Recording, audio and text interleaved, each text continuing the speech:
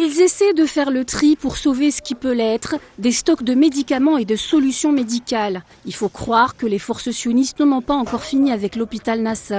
Cette fois-ci, c'est l'entrepôt de l'établissement qui était dans le viseur. L'obus a réduit à néant les réserves de traitement destinées aux patients en dialyse. Traitement dont la survie des insuffisants rénaux dépend. Aujourd'hui, les stocks de médicaments et de solutions destinés aux patients de dialyse ont été ciblés. Cela signifie que les insuffisants rénaux sont condamnés à mort. Actuellement, à l'hôpital, plus de 500 patients sont privés de soins.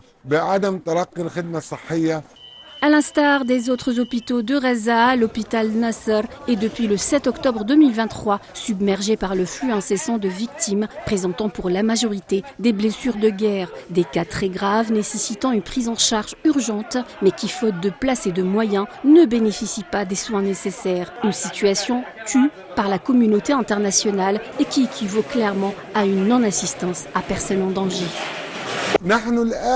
Nous avons près de 30 patients en soins intensifs et j'ai 7 patients nécessitant des soins intensifs aux urgences pour lesquels je ne trouve pas de place. Jusqu'à quand le Conseil de sécurité, l'ONU, l'Union européenne et d'autres institutions vont rester les bras croisés face à cette situation?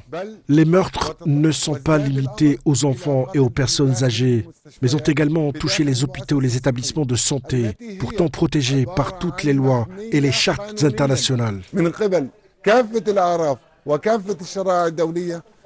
Cette attaque contre le complexe médical Nasser n'est ni une première, ni un cas isolé. L'établissement a été à maintes reprises une cible de prédilection pour la horde sioniste. Les 2 dernières attaques en date remontent, l'une au 13 mai 2025, quand un obus a touché le 3e étage de l'établissement. L'autre a eu lieu le 23 mars 2025, où un missile a éventré le 2e étage de l'hôpital, faisant de nombreuses victimes et mettant hors service le bloc opératoire.